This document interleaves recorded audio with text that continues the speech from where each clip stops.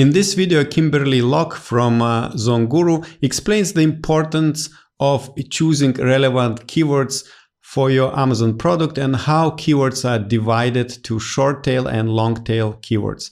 ZonGuru is an all-in-one tool suite perfect for all Amazon business needs. And if you want to try this tool for yourself, find a special offer below in the video, which gives you 20% off any plans of ZonGuru. And this video is hosted by LISETT LEES. She works with different Amazon brands. And finally, if you like what we do, click the like button and subscribe to our channel.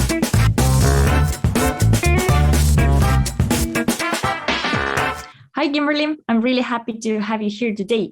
Could you please introduce yourself and tell us what you do in ZonGuru? Yeah, hi. Good to be here. Thanks for having me. My name's Kimberly, and I am part of the customer success team at ZonGuru.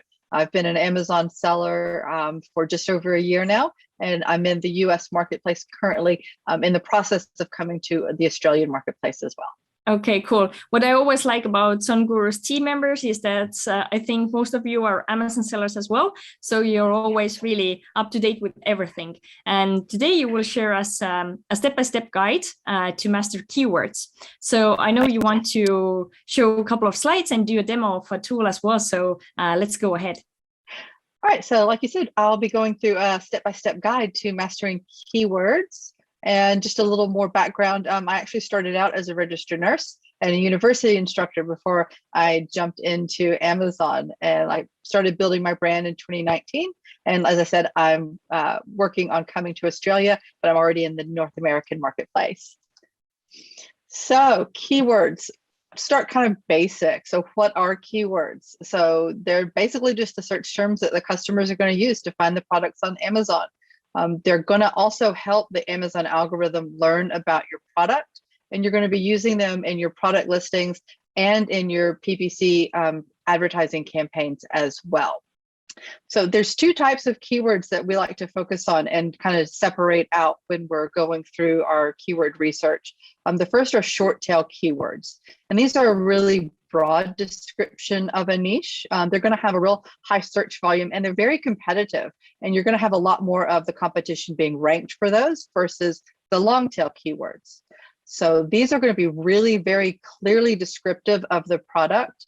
They're going to have a lower search volume and be a little bit less competitive, and you're going to have fewer competitors ranked, but that gives you an opportunity to get in there with those long tail keywords and get and beat your competition by ranking for those when they're not even trying to.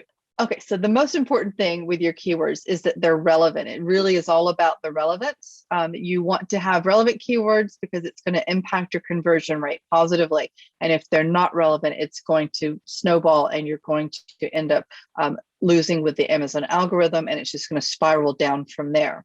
So relevant keywords are going to boost that ranking and help the Amazon algorithm learn what your product is when you first launch. So the difference between the short tail and the long tail keywords just comes down to a couple of metrics. So your short tail keywords are typically going to have a search volume over 10,000, and you're going to have probably more than half of your top 25 competitors ranking well for those short tail keywords. Your long tail keywords, they're going to have lower search volumes, maybe 1,000 to 2,000, depending on the marketplace you're in. And you're going to have probably less than half, if that many of your competitors ranking for those keywords, which makes it that great opportunity to get in, use those, and get seen and get found. Because when you group together, 5 or 6 of those long tail keywords, you've got a really good substantial search volume from the combination. So one of the things that we do with those long tail keywords is using it to create the halo effect. And when you're finding and targeting those long tail keywords that are relevant and have those mid search volumes, and they're not targeted yet by your competitors, then you can really use those to optimize your listing and your PPC and your off Amazon traffic. And then these will then boost the short tail keywords that you have in your listing and help your ranking go higher across the board with all of the keywords. So the product that I want to demonstrate today, I want to take you through Keywords on Fire and do a live demo. and we're going to be looking at counter shelf. So this is our niche score, and this is something that you find when you use the Chrome extension. And any niche over about 55% in the US marketplace is considered quite good. And this is 69%. So that's really, really good. And it's made up of 4 different things: your buyer demand, your competition opportunity, your investment sweet spot, and your revenue potential. So these are all looking quite good. So we'll jump into Keywords on Fire, and I'll show you how you would find the keywords to be able to rank successfully for this product. Okay, so this is Keywords on Fire. I'll just show you quickly how we would start a search for this. So you can either copy ASINs directly into it to see how and find out what the keywords are they're using. So this is basically a reverse ASIN tool. Or you can just add products by phrases. So if I wanted to add in counter shelf, make sure I'm in the right marketplace and hit search. And then it's going to find 25 of the top products for this keyword. And I usually will select all of them and then make sure that they're all really relevant before I run my session. Now, this one is definitely not relevant. I don't know how that one's on there. That one doesn't look relevant. And I don't think an epoxy countertop shelf is either. And neither is that. So we'll take those out. You can have at least up to 25 in your session. So we'll add those products. We'll give it a name, and then we'll run the keyword analysis. So this will take a little while to do. I've already got a session run, and we can go ahead and take a look at that. So this is the session that I did earlier on counter shelf, just like what I just showed you how to put together. And you can see you've got 25 competitors in this one, and 311 unique keywords that have a combined revenue of $69 million, and then a search volume of over 2 million. So there's a lot of potential with this keyword phrase. So looking at the keywords, you can just scroll through here and you can see the search volume, and you can actually search, sort this by search volume and see what the highest ones are. And then you can determine if these are relevant or not. So a bathroom organizer may not be relevant. So you can absolutely click that and hide that row and take that out of the equation. And that way, you know that everything you're compiling is going to be relevant. So I would typically go through the keyword list, see if there's anything there that stands out as a repetitive phrase that's definitely not relevant. And then I can use my filters and remove it. So keyword does not contain bathroom, because we're looking at kitchen. If I could type, it would be helpful.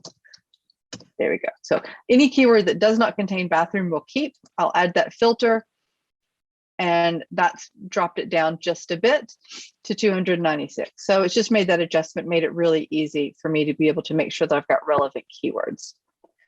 Then the next thing I want to do is I want to look at my competition and see where there's room for me to win.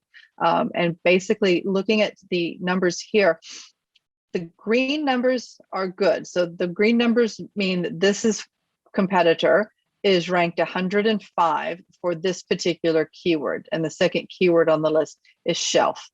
So they're ranked 105 for shelf. And all of the dashes mean that these competitors, if they're ranked for this keyword, it's greater than 200. So when you see a lot of dashes and you see a lot of green, then you know you've got something that you could potentially use in your listing or your advertising and beat the competition because they're not ranking highly for it. So I would just go through here and systematically pull out all of the keywords that were relevant and export them in a CSV. And I can also save my filtered view, and then I can later on add those to Listing Optimizer when I go to create my listing. Then there's one other tool that I wanted to show you. So once you've done all of this and you've got your keywords and you've determined the keywords that are going to rank well, or that you're going to try and rank for, you want to see how you're doing with ranking on those keywords. So this is Keyword Tracker. So I've already taken an ASIN, and you can put in competitor ASINs or you can put in your own ASIN and see how you're trending or how they're trending with different keywords. And this basically shows you the keyword, the search volume for it, the ranking trend over 30 days, the position and the page number, and then if there's been any change. So this way you can keep track of where you're doing for the different keywords after you've launched your product. Okay, Kimberly, thank you so much for this overview and guide how to use a couple of ZonGuru's tools that really help to master keywords. So I wanted to ask about some of the metrics we saw from the tool. So are the keyword metrics the same when sellers are doing product research on different marketplaces? It's a really great question. They are a little bit different. And so we have information about that we can give to anyone who's using our tools. We've got that all compiled. So your search volumes, your all the different metrics, your search volumes, your pricing, all the things that you want to look for in a product are going to vary slightly depending on the marketplace.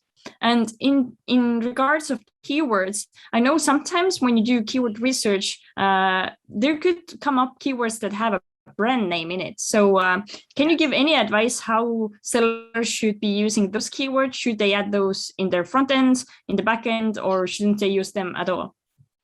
Yeah, that can be really tricky. So the thing with branded keywords, and that's something that I'll often filter out also. If I start seeing brand names when I'm doing keywords on fire, I will filter those out.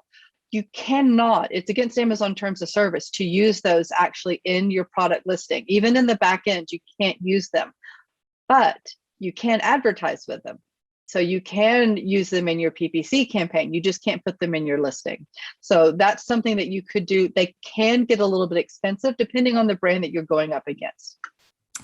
Going back to your slides, you separated keywords to short tail and long tail keywords. And you mentioned that long tail keywords often have search volume around like 1,000 or 2,000. So I wanted to ask about keywords that have search volume less than 1,000, for example. How would you recommend using those keywords? That's really good. So those keywords, depending on how relevant they are, I may or may not decide to use them. If I can put them in my listing, I probably would go ahead and do that. But if they have a really low search volume, I probably wouldn't waste any funds advertising with them. So definitely put them in because every little bit helps. But I wouldn't invest that as those advertising dollars. Okay, very good. And when putting together the listing, do you have any advice to give how sellers should choose which keywords they should use in the title, in the bullets, and which they should leave for the backend? Yes. So for the title, you definitely want to use the most relevant and the highest search volume. So whatever has the highest search volume that's really specific and relevant, you definitely want that in your title because your title is what's going to get that ranking first. Then your bullets and your description after that. Your backend, I would say for misspellings, because you'll often see those type of things pop up in Keywords on Fire. If they're getting enough searches and people have common misspellings, put those in your backend. And additionally, you might sometimes see, especially if you're looking in the US marketplace, you might see keyword phrases that are in Spanish. And so you don't want to miss out on that. And you can pop those in your backend as well. Okay, that's a really good advice. Okay, thank you so much. And for our viewers who would like to learn more about ZonGuru's tools, then can you give us an overview of what kind of different tools ZonGuru has for Amazon sellers? And also, what's the best way to learn more about you? Yes, so we have the tools that you need basically from the beginning all the way through to selling, multiple SKUs. So we've got the keyword research, we've got niche finder, we have got the keyword tracker. We have got the Chrome extension, that's one of the first places I go. Then we've also got like Sales Spy, so you can watch the historical data and love hate to take a look and see really quickly a word cloud for all of the reviews on the product, so you can figure out what you need to do to make your products better. And then we've got the monitoring, the financial tools, and the customer engagement tools as well for the sellers. And then the best way to learn more would be to give us a try for the 7-day free trial. And if you really want to jump in and get going, we've got a fantastic quick start challenge that can take you from the very beginning of researching all the way through sourcing your first product in 13 days. Okay, that sounds really great. Okay, Kimberly, thank you so much and hope to see you soon again. Thank you.